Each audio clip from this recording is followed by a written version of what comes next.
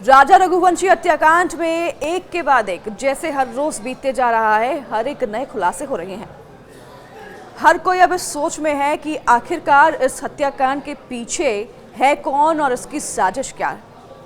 राजा रघुवंशी के भाई ने अब एक और नई मांग कर दी है।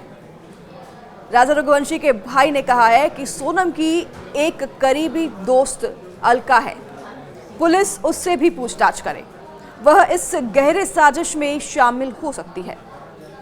तो वहीं आपको बता दें कि मेघालय के राजा रघुवंशी हत्याकांड में ये नया मोड़ सामने आया है। अब ये नए दोस्त की जो है नाम सामने आ रहे हैं जो कि शामिल हो सकती है इस पूरे हत्याकांड में, ऐसा राजा रघुवंशी के परिवार वालों का कहना है। इस पूरे मामले में एक रहस्यमय लड़की अलका के आने से जांच और उलझ गई है। अलका को मुख्य आरोपी सोनम रघुवंशी की करीबी दोस्त बताया जा रहा है। राजा के परिवार ने अलका पर शक जताया है और उसका नार्को टेस्ट कराने की मांग की है। तो वहीं परिवार को लगता है कि अलका हत्याकांड की साजिश में शामिल हो सकती है। पुलिस इस पूरे मामले की जांच फिलहाल कर रही है। और आपको बता दें कि जो ज्योतिषी हैं राजा रघुवंशी के परिवार के, वो भी कह रहे हैं कि सोनम समलैंगिक हो सकती है। इंग्लिश में कहे तो सोनम को लेस्बियन ज्योतिषी बता रहे हैं। उनका कहने का मतलब है कि सोनम का किसी लड़की के साथ ही संबंध हो सकता है और ये लड़की जब सामने आएगी तब पूरे मामले का खुलासा होगा। ज्योतिषी का जिक्र हम इसलिए बार बार कर रहे हैं क्योंकि ज्योतिषी की जो भी कही बातें हैं अब तक वो सच साबित हुई हैं। तो क्या ये पॉसिबिलिटीज़ है कि सोनम रघुवंशी समलैंगिक हो सकती है? राज कुशवाहा सिर्फ उसके फैक्ट्री में काम करने वाला कर्मचारी ही हो सकता है। अगर ऐसा होता है तो ये पूरा केस एक नया मोड़ ले लेगा।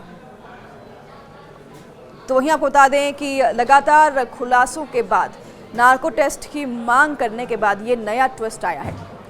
इस केस में अलका नाम की लड़की की एंट्री हुई है। अलका मुख्य आरोपी सोनम रघुवंशी की खास दोस्त बताई जा रही है। तो वहीं राजा के परिवार को अलका पर शक है। उनका मानना है कि अलका इस मर्डर की प्लानिंग में शामिल हो सकती है और राजा के बड़े भाई विपिन ने ये मांग की है कि अलका की भी नार्को टेस्ट होनी चाहिए। उन्होंने कहा कि अलका सोनम की बहुत करीबी दोस्त है। उन्होंने शक जताया है कि अलका इस हत्याकांड की साजिश में शामिल हो सकती है। तो वहीं पुलिस को उसकी अच्छे से जांच करनी चाहिए। परिवार ने ये भी मांग की है और उन्होंने कहा है कि सोनम का नार्को टेस्ट तो होना ही चाहिए, साथ में अलका और सोनम के परिवार वालों का भी नार्को टेस्ट होना चाहिए। आपको बता दें कि नार्को टेस्ट एक तरह का टेस्ट होता है जिसमें इंसान को सच बोलने वाली दवा दी जाती है। इससे हत्या की पूरी सच्चाई सामने आ सकती है, लेकिन इसके कई लॉ होते हैं। नार्को टेस्ट कराने के लिए पुलिस को कई लॉज पास कराने होंगे, उसके बाद ही पुलिस नार्को टेस्ट करा पाएगी। तो वहीं विपिन, जो कि राजा रघुवंशी का भाई है, उसने कहा है कि सोनम के साथ अलका का व्यवहार भी संदिग्ध लग रहा था। मतलब उन्हें अलका का बर्ताव भी ठीक नहीं लग रहा था। अब यहाँ अब ज्योतिषी की बातों को कनेक्ट कर सकते हैं। जो राजा रघुवंशी के ज्योतिष हैं वो कह रहे हैं कि अलका समलैंगिक है, किसी लड़की के साथ उनका रिश्ता हो सकता है। अब राजा रघुवंशी के घर वाले जो हैं, वो जो अलका की दोस्त है, करीबी दोस्त, सोनम की जो दोस्त है अलका करीबी दोस्त, उस पर शक जता रहे हैं और उनकी तरफ से कहा गया है कि अलका और सोनम के जो संबंध थे वो कुछ ठीक नहीं थे। हालांकि मेघालय पुलिस ने अभी तक अलका के बारे में कोई भी बात नहीं कही है। पुलिस का कहना है कि वे अभी इन मामलों की जांच कर रहे हैं। तो वहीं आपको बता दें कि विशेष जांच टीम यानी कि एसआईटी इसमें लगातार जांच कर रही है और नए सुराग की पड़ताल में जुटी हुई है। एसआईटी की टीम शिलोंग भी पहुंची थी परसों के दिन और यहां जाकर सोनम के घर वालों से कड़ाई से पूछताछ भी की थी। तो वहीं अलका के आने से यह केस और भी उलझ सकता है। अब देखना होगा कि जांच किस तरफ जाती है। जांच में अलका का क्या रोल सामने आता है? क्या वह सिर्फ सोनम की दोस्त है या फिर इस मर्डर की प्लानिंग में उसका भी कोई हाथ है? ये सब खुलासे होंगे, लेकिन जब जांच पड़ताल होगी, पूछताछ होगी, उसके बाद ही पता चल जाएगा कि अलका और सोनम का क्या रिश्ता है। लेकिन हमने बताया नहीं था उस चीज़ को आज के लिए, उस वक्त नहीं बताया था क्योंकि विश्वास नहीं हो रहा था लोगों को। तो उस वक्त क्या ऐसा बताया था कि लोग विश्वास नहीं कर पा रहे थे? यही समलैंगिक था कि एक लड़की है जो उसके साथ समलैंगिक का रिश्ता है सोनम का, समलैंगिक का। ये मैं फिर से इसलिए प्रश्न दोहरा रहा हूँ क्योंकि आप ये बड़ा खुलासा कर रहे हैं, आप ये बड़ा दावा है कि सोनम समलैंगिक। हाँ। अच्छा, वो प्रश्न कुंडली जो बनाई गई थी, उस प्रश्न कुंडली में पहला सवाल क्या था कि राजा की तो हत्या हो चुकी है, हाँ, और उनकी बहू कहाँ है? उनकी बहू कहाँ है? तो आपने क्या कहा? मैंने ये कहा कि वो सुरक्षित है, जीवित है और वो आपको मिल जाएंगी, घबराने वाली बात नहीं है। हाँ, ये उसमें आया था, 2 साल निकल रहे थे उसमें, 2 साल से किसी के साथ थी। किस चीज़ में थी? प्रेम प्रसंग में, समलैंगिकता में, प्रेम प्रसंग में जो भी उसका निकल रहा था।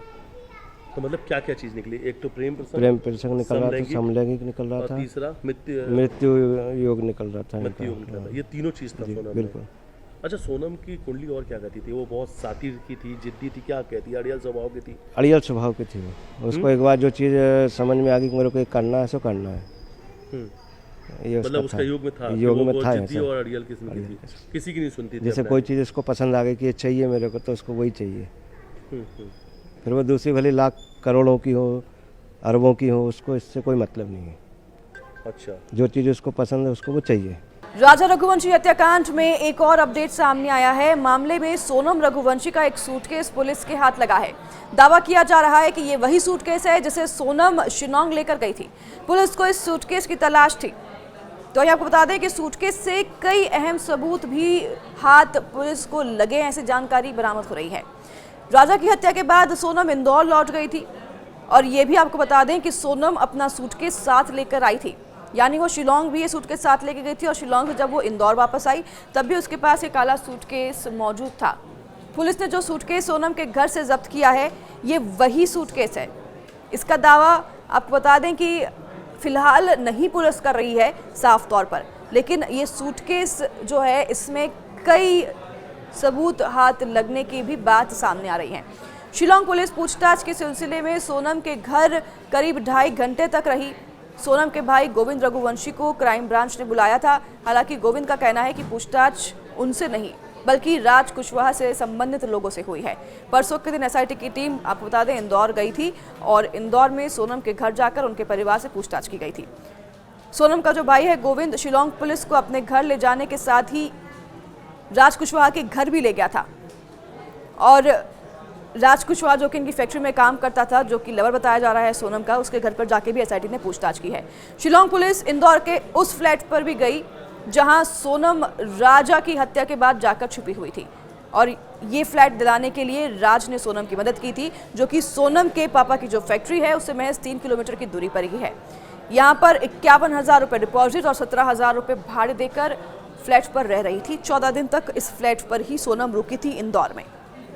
तो पुलिस ने वहां भी जांच पड़ताल की है, उस फ्लैट पर जाके भी। शिलांग पुलिस की टीम ने सुपर कॉरिडोर क्षेत्र में स्थित उस रेस्टोरेंट का भी दौरा किया जहां पर सोनम और राज अक्सर मिला करते थे।